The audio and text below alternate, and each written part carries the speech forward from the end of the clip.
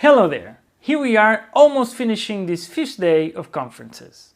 Now, I'm proud and honored to have among this great group of speakers one of the most outstanding investigators in the field of veneers coming from the Netherlands, Dr. Marco Gresnik. Marco graduated cum laude in 2005 from the University of Groningen in the Netherlands, and in 2012 he obtained his PhD on clinical and laboratory evaluation of laminate veneers. Besides working at university, he works as a dentist in a center for special care. Marco lectures at the Center for Dentistry and Oral Hygiene, where he is the current head of direct restorations, and teaches master students in a specialized program on aesthetics and prosthetic dentistry. He works together with national and international researchers on studies and has published several articles on minimally invasive and adhesive dentistry in high-impact dental journals. He obtained several publication awards, and Marco is currently the president of the International Bioemulation Group. Marco will lecture about critical issues on bonding ceramic laminate veneers. What a great subject this is! I hope you like it. See you soon!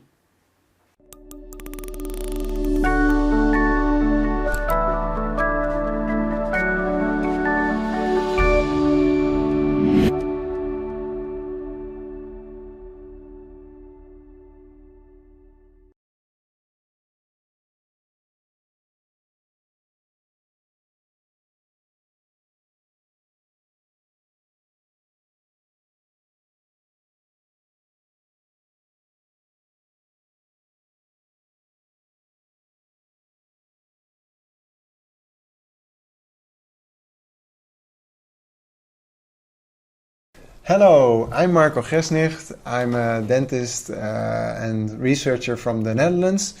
I thank you for attending my lecture on laminate veneers or partial ceramic restorations, depends on how you call them. I also would like to thank the organizing committee, João Borges and Rui Pereira da Costa, for having me in this list of highly recommended lecturers, so I'm really glad that I could attend. I thank you for attending my lecture, and I would like to show you a little bit more of the Netherlands, because probably you will know Amsterdam, but I'm not living in Amsterdam. I'm living in the north of the Netherlands, and this looks a little bit different, and I would like to invite you to see the next video.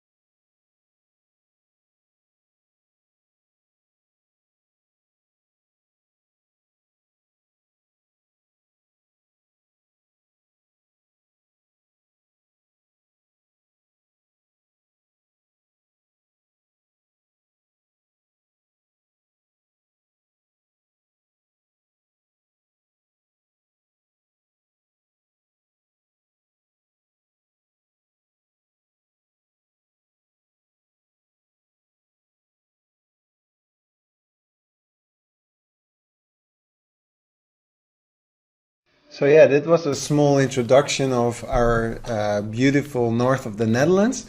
I would like to introduce myself a little bit further. I'm Marco Gesnecht. I work at the University Medical Center in Groningen, the Netherlands. I work there for 2 days. I'm the head of direct restorative actually, but I do a lot in indirects too. So I have the supervision of 3 PhD students, one on IDS, one on endocrines, and one on partial posterior restorations. Besides that, I'm working a lot with students on master thesis, and besides that, I'm also a teacher at the clinic in fixed prosthodontics. Besides that, working 2 days at the university, I'm working 2 days at the other hospital in this city, the Martini Hospital, where I work on a unit for special care, and where I mainly am focused on restorative dentistry, reconstructions, aesthetic dentistry, and those kind of things, with congenital or genetical problems like amelogenesis and those kind of treatments. Besides that, I like to do a lot of photography, and I'm a bioemulator. I'm the current president, together with a friend of mine, Lucas Sagas Naves. And to introduce you a little bit further to the bioemulation, this is more or less the structure we have. We have the founders, we have the clinicians, we have the dental technicians, the researchers, and the mentors. And I'm actually one of the researchers, so if some people from the group have questions on specific things, or they need articles or whatsoever for their lectures or studies they are doing, we provide them and we help them out with those kind of things. So I work a lot with different kind of members of the groups. I work with the dental technicians on my patients. I work with the clinicians on different kind of studies, and I work with them on different cases and so on. So it's really nice, and to be able to be mentored by the best and respective people in restorative dentistry, like Pascal and Ed McLaren and Alessandro De Vigas and those kind of people. So I'm really glad to be in this group. And actually, it's our tasks more or less that we introduce you also to be part of our Biomulation Nation, which is some kind of program we introduced this year or next year, probably, as it's almost the end of the year, but next year we will start the Biomulation Nation, which is some kind of program that everyone can attend. Actually, biomulation, if you're really interested in emulating nature, being minimal invasive, no damage to teeth and those kind of things. So we actually trying to set up some kind of educational program and those kind of things, where we can introduce to you to our very innovative concepts and new products and those kind of things. I would like to start with some acknowledgements. So actually, I was mentored by Professor Özkan. She was my mentor during my PhD. At the moment, I'm working a lot with Professor Pascal Magne on different studies, and with my current boss here at the university, this is Marco Kuhne. And I'm really glad to have these people among me, mentoring me, and so on. Besides that, I'm also working a lot with the students, as I already told you. I'm working with students on master thesis, so please be informed that I'm not always the one who is doing all the studies. It's also my students who are doing a lot of these kind of things. Besides the students, it's also the PhD students, so actually postgraduate students. As dentistry department here in Holland, or actually in Groningen, is not very big. We are working and collaborating with physics and chemistry, which is awesome actually, because at the chemistry department, probably you will know it, we have a Nobel Prize winner, and this is a great opportunity for us to be really innovative and work together with very esteemed people.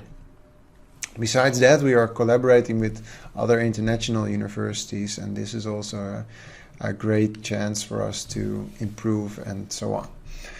This presentation has been made for the Aesthetic Masters. I don't get any financial compensation for this or for any of our studies, so I'm not paid by any company or whatsoever to promote their products or whatsoever. I think that's a good thing to know. Besides that, I'm getting some materials, so that's how it probably more or less goes in studies of dentistry, that you will get some materials, but you will not get any financial compensation.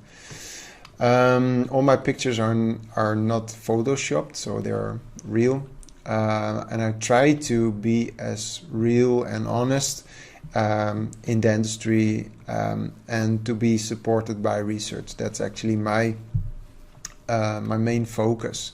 So you will not get any fancy top model treatment or advertisements, but you will get some real dentistry. So if you are really interested in my articles, then you can scan this QR scanner and get the PDFs from my Dropbox. And I would like to start off with my philosophy. And I think it's good to know someone's philosophy, so you will know how someone is actually treating, or how he is thinking in dentistry or in life or whatsoever. So my philosophy as a Christian is that I will try to love my neighbor as I'm loving myself, and I actually put this concept also into dentistry. So I try to treat my patients how I want to be treated. It's not always the case, because you always have some kind of specific things which are different from my situation to one another's situation, but I try to be optimized or the best for every patient I'm treating actually. So my goals for doing a treatment is to maintain health, to emulate natural teeth in restoration, and get a long-term stability of the oral tissues, of the restoration, and so on. So you want them to be cleanable, you don't want any iatrogenic damage to teeth, and you want to minimize the damage, and want to have a long-term and aesthetic outcome, of course. But today we will talk about ceramic laminate veneers, and actually I'm doing all my treatments using magnification. I think magnification is one of the big advantages which was made during the last couple of years. You will not see it now, but normally I can show it, because I'm very, very tall. I'm 2 meters tall, and because of that, it's very handy for me to sit up straight and have a very precise and detailed vision actually of teeth. As I'm very tall, it's very difficult to see very well into the patient, so it's really helpful for me to get some detail. And another thing is that I want to be as minimal invasive as possible. So at our university, we actually introduced a total new concept over the last couple of years. We don't prep full crowns anymore, so we will always try to be as minimal invasive as possible. So if we do indirects, we try always to be partial and not full coverage crowns, for example. And we know from this beautiful study of Daniel Adolf that if we be as minimal invasive or partial, then we prep sometimes 3 times less than a full crown. And from another article, we can see that it's always not good to make a full prep. So if you make a full prep, some people think that it becomes stronger because you make a full prep. But actually look at these data. If you see on the top, then you can see that the laminate veneer, the veneer adhered or luted to enamel, is as strong as an intact tooth. And if you look at the bottom part of this graph, then you see that the crown prepped fully in dentin, this is even significantly weaker than the laminate veneer. So making a full prep doesn't mean that your restoration becomes stronger. This is a really, really big thing you have to remember. Because you lute it, you will get the strength actually, and that's the main point. So if we are partial, then we are less we have less endodontic complication, and we can probably adhere or make an adhesive connection to enamel, and this is actually the best structure to bond to. So if we have some kind of cases in the clinic or at our university where we have a full crown, then we still have to make a full crown, of course. So in this case, where we treated this patient, August Breguera from Spain made a beautiful restoration on one tooth, a full crown, where he emulated actually the neighboring tooth with a full crown, full porcelain crown. But if we can be less invasive in this kind of situation where we can almost only add, so these teeth could be lengthened, they could be improved in aesthetic quality by only adding ceramic porcelain laminate veneers, almost without any cutting of the enamel. But sometimes it is really, really hard. And this is actually more or less the things I want to talk about. So if it's really hard, or if we get some complications, then it becomes a little bit more difficult for us as a dentist. So in this kind of treatments, I do actually a lot, like people with complicated oral situations. This is actually my task at the clinic I'm working in. So this is a patient with an amelogenesis imperfecta. And you will see that we placed some partial ceramic restoration. We didn't make any full prep or full crowns in the anterior region. We just make partial restorations. As you can see here, in the posterior area, we actually made almost full prep, but we made some kind of onlays. Sometimes there is some little part of enamel on the gingival level, which we can bond to. So please have that in place still. And actually, we have to cut away the deciduous parts of the amelogenesis imperfecta. So we have to remove that. But besides that, then we can only add. So on the anterior region, we just make some composites on the palatal side, and actually we luted the laminate veneer to the composite and to the enamel, or actually to the dentin structure on the anterior region. But more about that later on. If we look at ceramic, sometimes we lose a little bit our side on composite. And you have to remember that most of the times I'm actually treating patients with composites. So this is the kind of treatments I do for 80 or maybe 85% of my time in the clinic, where we treat patients with composite, not only young patients but also more older patients. But we always try to be very precise. We always try to be as structured as possible. So we make the pictures, we make the cast, we do a wax up, we do the mock-up, we do the palatal shell technique, and so on. And what I really like is that even with composite, you can be very, very, you can get some very, very nice results with secondary and tertiary structures like over here. But nowadays I'm doing a lot of these kind of treatments where we do some full rehabilitations with composite. So this is only freehand composite, which you can see over here. So the posterior region was done, the anterior region was done just with composite. You can see here that we make a lot of palatal composites, and then you can add the anterior or the buccal side with composite or with ceramic, depends on what you want and what the patient wants. So these were all done by freehand composite. This is the before and the after. But what about the longevity of composite? So it's not always like this that composite stays good for a very long time. If you can see in this clinical case, I treated actually this patient for a study where I actually compared split mouth, so it's a randomized clinical trial, split mouth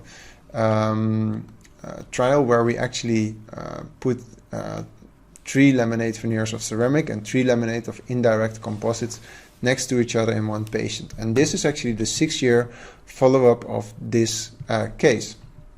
So it's very hard to see where is the composite and where is the ceramic, but if you dry them, so if the saliva is gone, then you will see which material degrades a little bit more than the other. And even in the mouth, in the intraoral situation, you will see that the ceramic is still very smooth, very shiny, very glossy, but the composite lost its gloss. And actually what we saw, and we just submitted it, this paper of us, our group, this is the 7 years comparison between composite and ceramic laminate veneers, and we can see that the ceramic laminate veneers had a significant better survival rate than the composite laminate veneers. But not only the survival rate is important, but also the success rate. So here you can see that there are some significant differences between the composite and the ceramic. So the color match, for example, was better with the ceramic. The surface roughness, as you already saw, was different for the composite as for the ceramic. We saw more fractures of the restoration, so for more fractures in the composite, and we saw more wear in the composite situations. Which doesn't mean that you always have to treat every patient with ceramic. So you have to choose between the materials, and you have to look at the best properties of each material. So it depends on what you want, what the patient wants, and every case is different. Every case you have to see which material is appropriate for the different case. So there are some advantages for ceramic and there are some advantages for composite. So ceramic is probably the most aesthetic, as you can actually make the restorations outside the mouth, so you have more time, you can work very long on it, you can internally stain them very, very well. But on the other hand, composite is maybe a little bit less invasive, and composite is also probably better repairable. So there are some different pros and cons of every material actually, so you have to keep that in mind. So it's not that I want to propagate only the ceramic, but you have to choose between the cases what you want to reach. So what are the results for the ceramic laminate veneers? Here you can see that ceramic laminate veneers in general over long time survival have a very good failure rate, or a very low failure rate actually. So it's around 10% in 10 years. So 90% survival in 10 years, which is quite good. This beautiful meta-analysis was done by Suzanne Morimoto from Brazil, and she actually got the same results with high survival rates. But there are always like complications, so there are always some kind of complications. Actually, this study was performed, or this meta-analysis was performed, and our studies were also included in this study, and we were very happy to see our results too, and that they were really ranked among the highest in this study. So you see that the survival rate they got over here, it's also around 90% in 10 years, and but you always have some kind of problem. So you always have some kind of decrease in survival rates in other things which are not so ideal over the years. So what they saw is that you will have probably some 2% of debonding, 4% of fracture and chipping, and 2% of marginal discoloration. Those are the things which are more or less the complications in the long term. And they saw the debonding when there was a lot of exposed dentin in the preparation. They saw some fractures of the ceramic, and this was the main thing of failure actually. And they saw some marginal defects and marginal discolorations when laminate veneers were bonded over existing restorations. So this is a thing to remember. So actually my purpose of today's lecture is to share my failures and our studies we performed to actually solve or to address those kind of issues we already saw in the in vivo literature. So let me start with the most important factor. Actually, the most important factor in every in vivo study is you. So you make the difference in treating your patient. Always remember that. The operator factor is one of the most significant importance. And besides that, you are working in a team. So it's not only me, especially with indirects, who is actually making the laminate veneer. So I have these beautiful people, those great dental technicians I'm working with. I feel very honored to work with them, and they make beautiful work for me. So I'm really, really glad to work with different kind of dental technicians for different kind of patients. And besides that, I'm also working with my dental nurse. This is Michelle. And you will probably think, wow, those people in the Netherlands, those are really, really big, or not? Well, it's not the case actually. I'm 2 meters tall, but Michelle is not. So here you can see we have some kind of differences in length, but that doesn't mean that you don't have to work together very well. So let me start with some kind of sequence, which is most of common to the clinic. So I would like to address some kind of specific topics within the different appointments you will have in making laminate veneer. So the first visit, actually, I will not address a lot on this because a lot of people are lecturing nowadays on DSD, planning, dental photography. I see a lot of workshops or lectures on that. So, and those guys are really, really great about that. So this is actually more or less my timeline, what I do when I'm making laminate veneers or when I'm treating patients, actually to gather actually the data. And then you will have some beautiful books on doing the dental analysis, facial analysis. So these are the books from Pascal Magne and Urs Belzer, but you also have the books from Mauro Fradiani, who's also lecturing in this program. So it's those guys have amazing books with beautiful aesthetic lists and so on. Besides that, you have then the planning. I'm using a lot of the DSD program from Christian Coachman. He's also lecturing, so probably he will teach you also about that. But if you are doing a lot of aesthetic courses, probably you will also already attend one of his lectures already.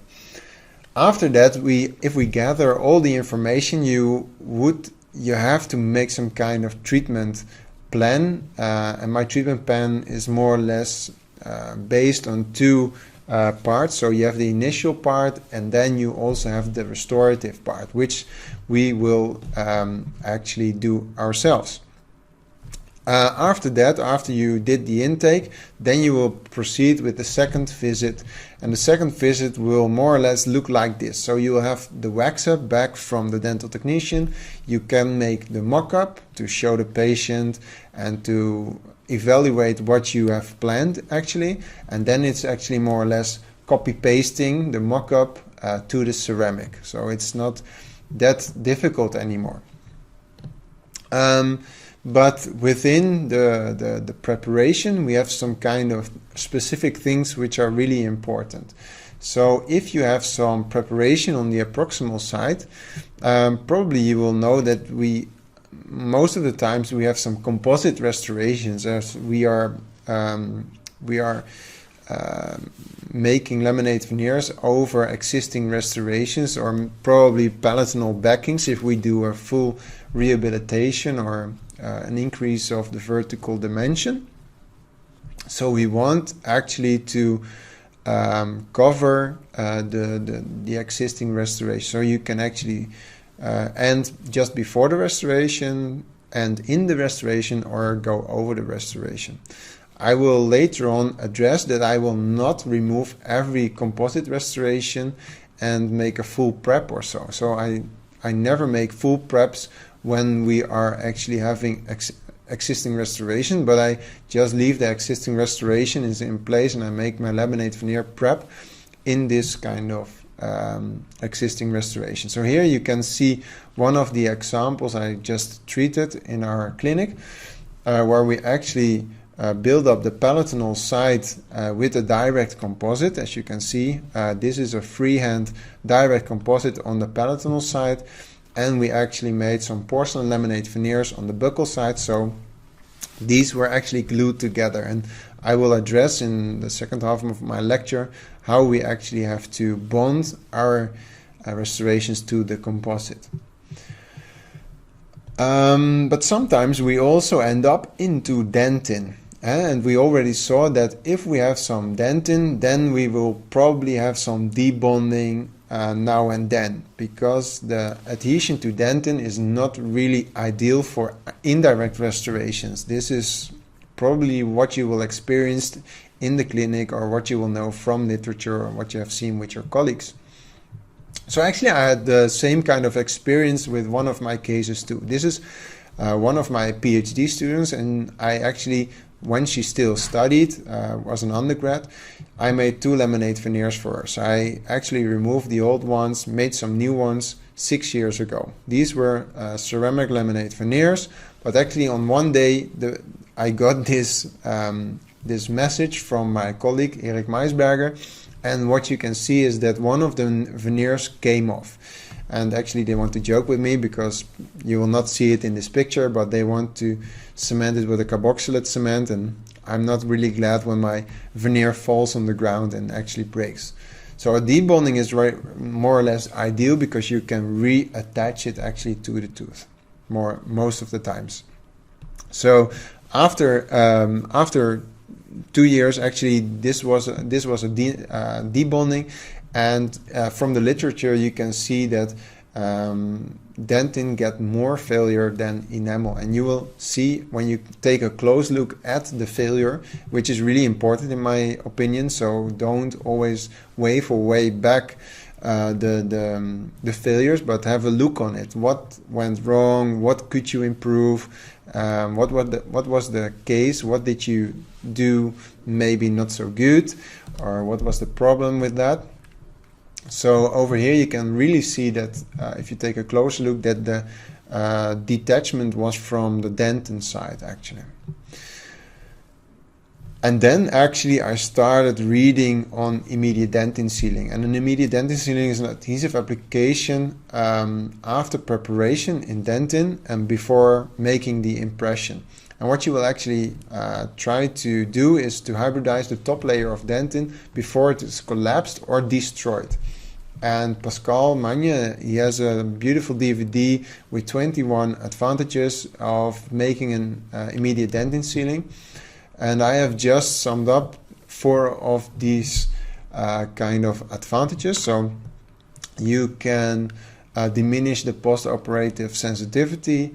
You can prevent contamination of the dentin in between preparation, making a temporary and making the final restoration. But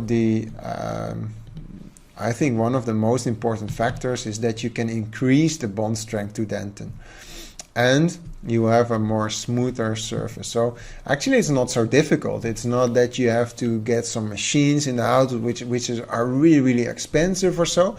No, you already probably have it in your clinic. So it's I'm just using the 3-step etch and rinse technique. So you etch the dentin, you prime the dentin, you bond the dentin, you light cure the adhesive, you put some glycerin on it, and then you light cure it again, and then you will actually remove a little bit of the excess, which will probably will be on your enamel too. So you will remove it from the enamel, and then you are ready to take actually the impression. So it's just an adhesive application on your dentin before making your impression.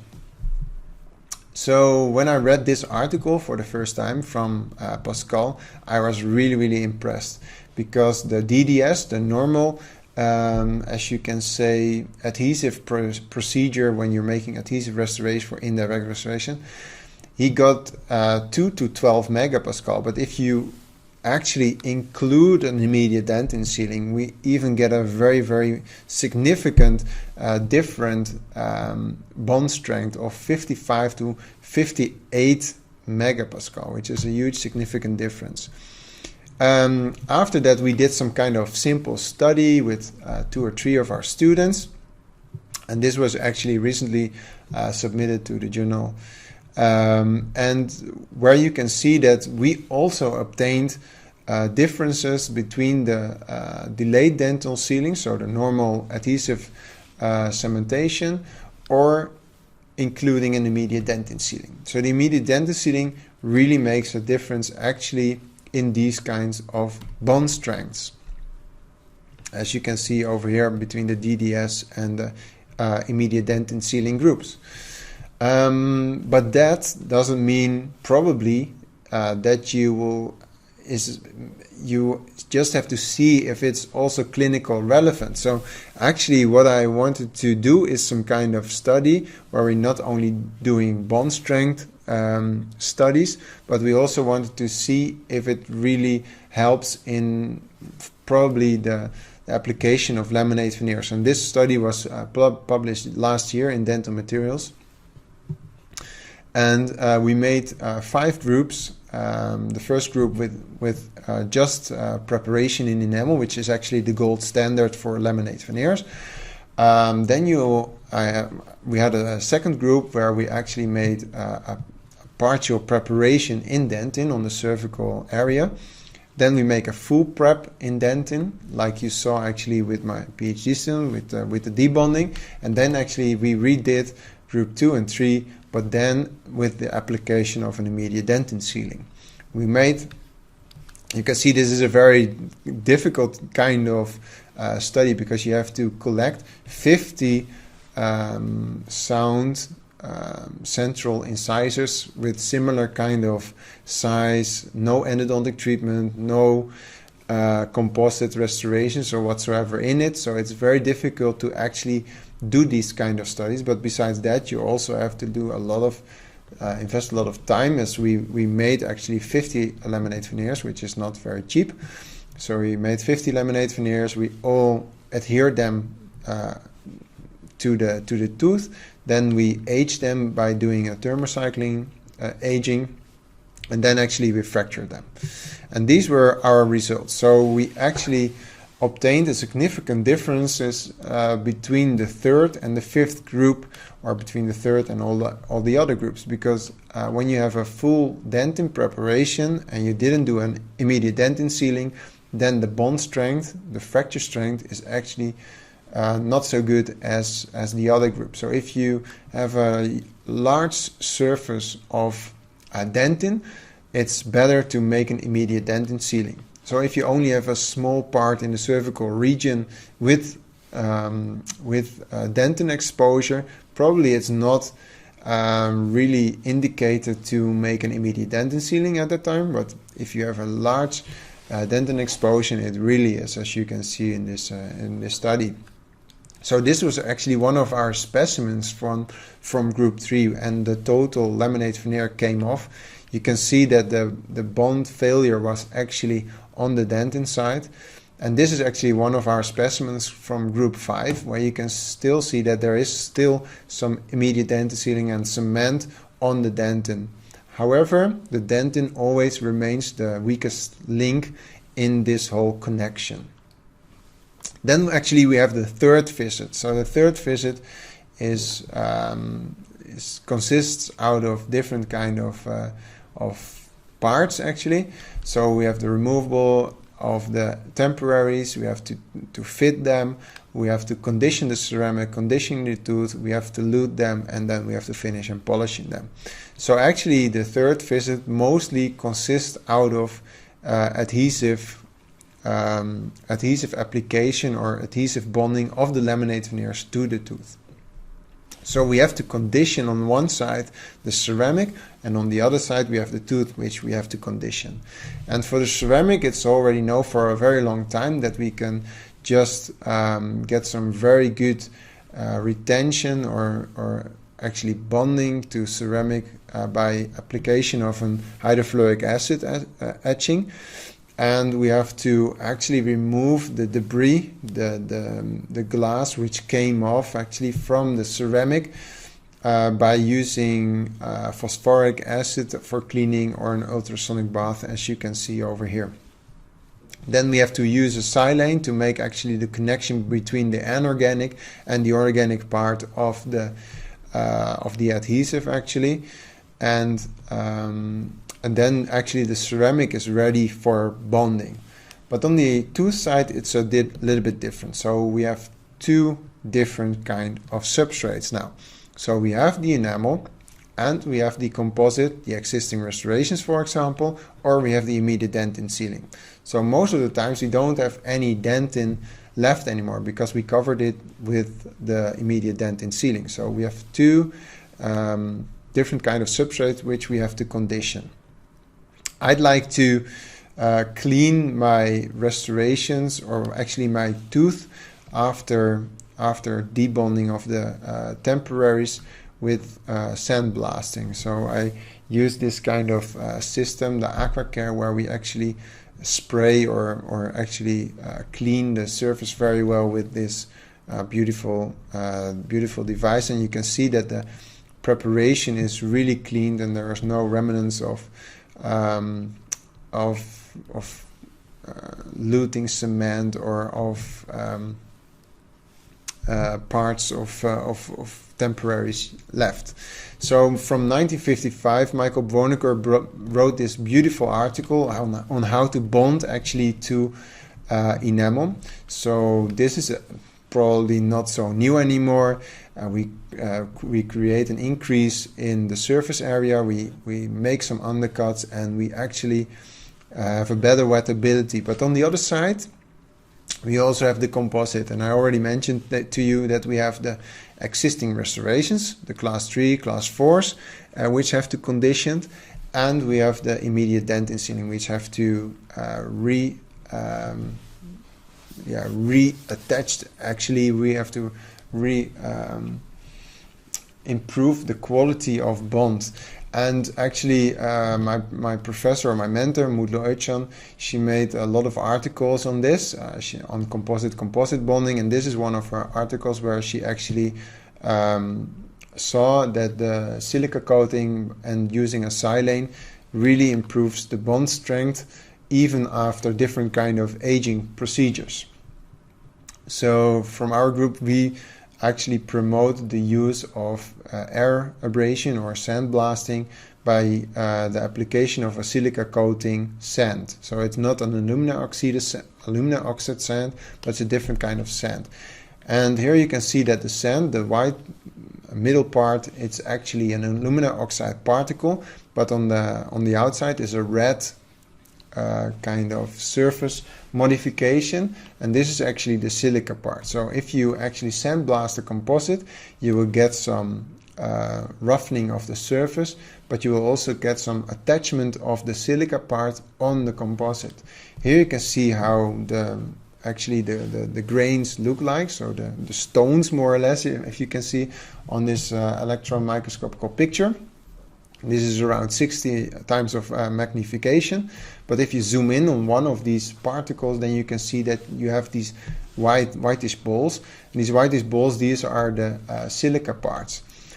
These pics I recently made, and then you can see that this is actually a composite surface, not so high magnification, but you can still see that there are some parts of the alumina oxide inside the composite, but you can also see if you zoom in that if the particle comes out, then it attaches actually, or it actually covered the composite with the silica particles. So all the whitish balls are actually embedded into the composite, and this is actually a modification where you can bond to again. So in this kind of situation, you can actually, where you want to apply a laminate veneer to this tooth, you have a class 4 restoration, and then you can actually use this kind of system. After that, after sandblasting, you need a silane because you want to make a chemical adhesion and you want to actually use this coupling agent. I already explained to you with the ceramic, it's more or less the same kind of deal you're doing. You have on one side, you have the silica surface, which is the anorganic part. And so the silane has an anorganic part and an organic part, simplistically. So you have the connection to the anorganic part and you have a connection to the organic part, which is your adhesive. So it makes actually the coupling. I've published some papers on laminate veneers bonded to existing restorations, and this was actually one of our first. So we made 4 groups. We have laminate veneers made on teeth without any restorations. We have laminate veneers made on class 3 restorations, on class 4, and a full composite. We did the procedure as follows. We silica coated the composite restorations, we etched the enamel, we rinsed it, we silanated the composite, and then we actually put an adhesive on all. And these were our results. So actually the gold standard is, of course, again, the no restorations or enamel surface.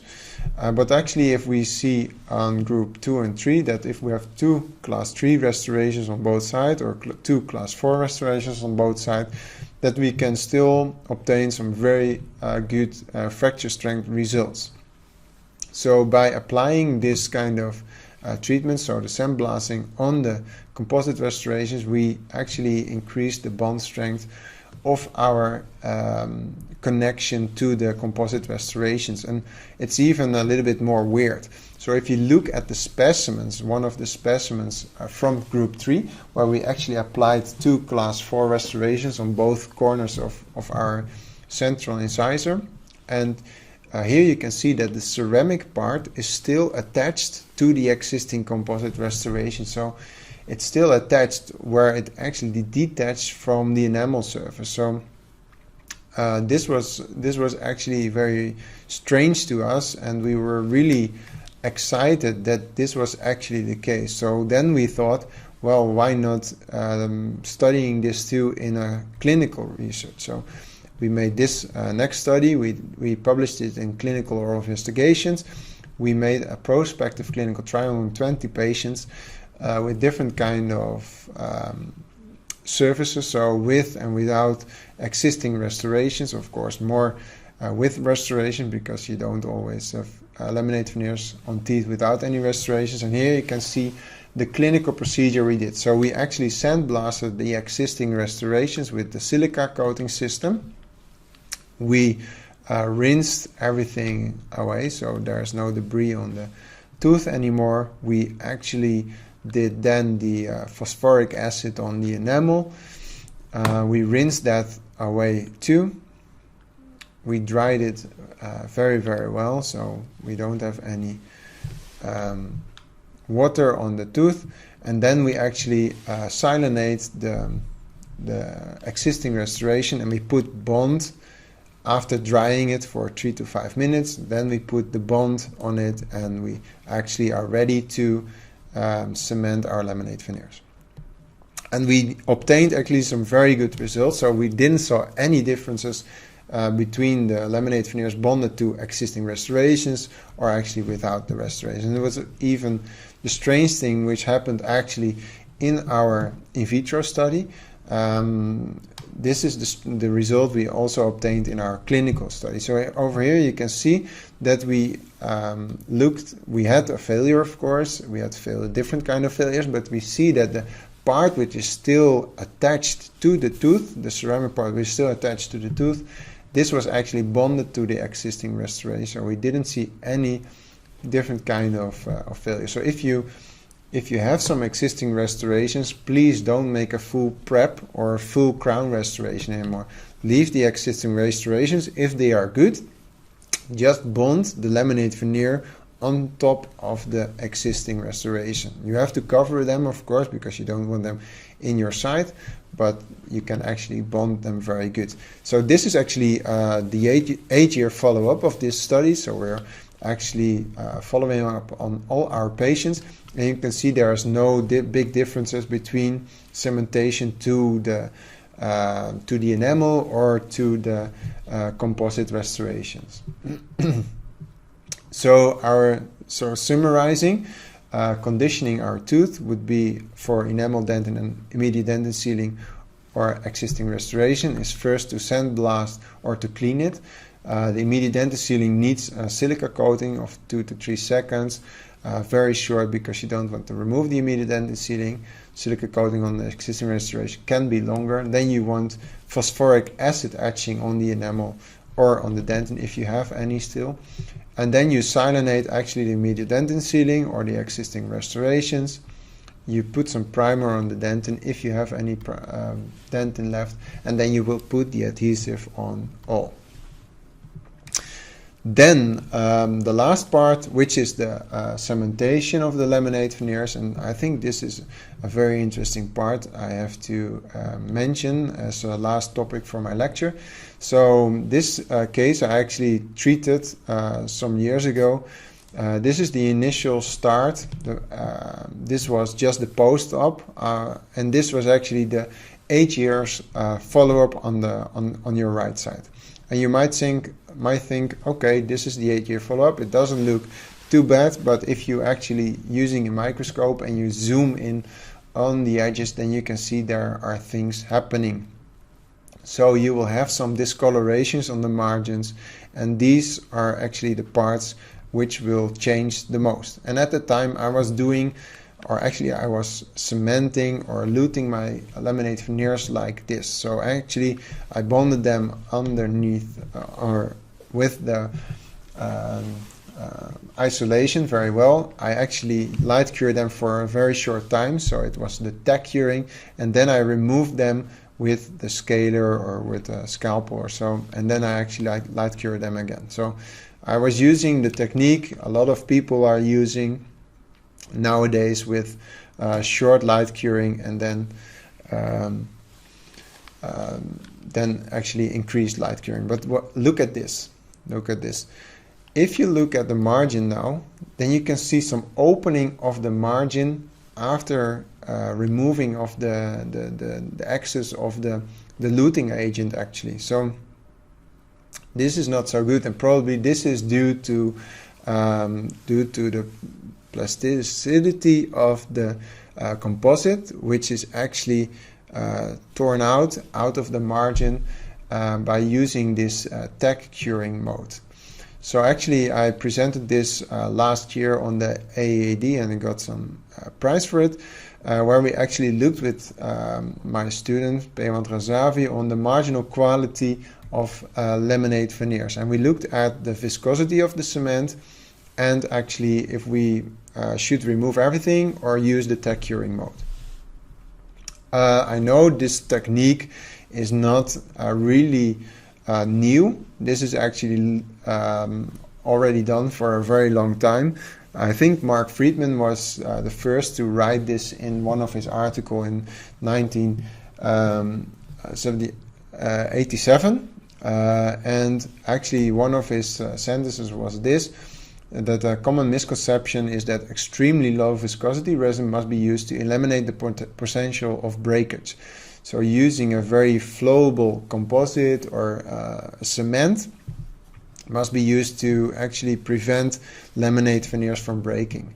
But this was actually not the case in his experience. So what we did, we collected again 40 sound freshly extracted anterior central incisors. We put them in two groups, one with the composite cement and one with a direct composite, so a normal restorative composite. We made some laminate veneer window preparations, we made impression, we used the spot etch technique, we made monolithic laminate veneers from lithium disilicate. We actually did all the conditioning step I already mentioned. We did the conditioning step for the laminate veneers, and then we actually cemented or luted the laminate veneers with a Virelink veneer, which is a luting cement, or we used a heated composite. The heated composite was from HFO, it's a mycelium composite, which was heated. And we used it or in tech curing mode, or we removed all the excess. And after that, we did a total photopolymerization on different sides. We actually finished it very well, we polished it, and 2 independent observators looked at the margins, and we actually made some SEM microscopical pictures. Here you can see that we actually obtained the best results by using a direct composite and by using no tech curing, so removal of all the excess before actually light curing. So here you can see that the tech curing was actually more or less giving the same kind of structures we already saw on the 8 years follow-up. So we see some really fracturing on the margins, as you can see over here. But if we remove all the excess, then actually the margins are really smooth. So you will prevent in the end some discolorations on the margin. So this was actually the conclusions of this study. But then we also wanted to see if there is any difference between the laminate veneers which were cemented with the composite or with the cement. And this was actually published in, it's actually published in Dental Materials. And I made also some publication on Facebook. This is our publication, and you will probably find it very easily in PubMed. And we wanted to look at the longevity and the fracture resistance of these 2 groups. So we had 40 freshly extracted central incisors again, 20 were cemented with cement and 20 with composite again. We aged them, so we aged the laminate veneers by using a chewing simulator with a thermocycle inside. So you can see over here that we aged them for 1.2 million times of cyclic aging and some 8,000 times of thermocyclic aging. And these results were already significant. So with the cement, so the Violink veneer, we saw some fractures, we saw some chipping of the laminate veneers. And on the other side, you can see that the composite just had some wear on the incisal edge. So this was already a significant difference. But look at the other techniques we used. So after that, we actually performed different kind of tests. So we used a micro-fatigue and we used a load to failure test. So the micro-fatigue was done in the lab of Pascal Magne at USC. And here you can see Marmita, which is our fatigue testing machine. With this beautiful group, we performed actually the test. Marco Carvalho and Priscilla Lazzari, and Pascal you already know probably. And this was actually the micro-fatigue, so it was actually touching the tooth for a very long time, and then it almost exploded, so the veneer came off. And this was actually the results we were obtaining. So we saw that the cement was actually fractured on a lower survival rate or cycles or lower load than for the composite. And because the lines are not crossing each other, this was a significant difference. We also tested it in load to failure mode. As you can see over here, a piece came out of the laminate veneer. And this was also a significant different result. So we obtained a better fracture, a higher fracture strength for the composite cement than for the cement. So the composite, so the HFO, obtained a better adhesion for porcelain laminate veneers than the Violink veneer in this case. So I want to end up with my conclusion. So always try to be as minimal invasive as you can. So try to be conservative. If you have a lot of exposed dentin, use an immediate dentin sealing. This is really important in my opinion. If you want to prevent, for example, debonding with laminate veneers, this is the thing to do. If you have some existing restorations on anterior teeth, please don't make full prep crowns. just make a good restoration or remove the existing restoration, make a new one if you don't trust them, but leave them in place and then put the laminate veneer on top and do all the procedure steps as I explained already to you. And the cementation steps, please do them step by step and using a direct composite as a cement. That's actually my conclusion or my ending of this case, of this presentation.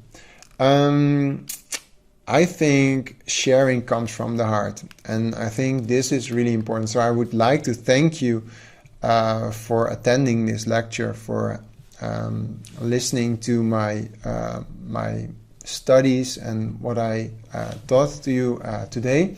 I hope it is of benefit for your clinic, for your works, and I hope to see you somewhere in the world attending one of the lectures I will probably do in the near future. I would like to thank also my lovely wife, Linda. Thank you very much for supporting me everywhere I go and supporting me in my studies and my work. So thank you so much for that. And last but not least, thank you very much for attending this lecture. Thank you, the organizing committee, for having me. And I'm wishing you a very nice progression of the next lectures. And I hope to see you all soon in some part of the world. Thank you very much.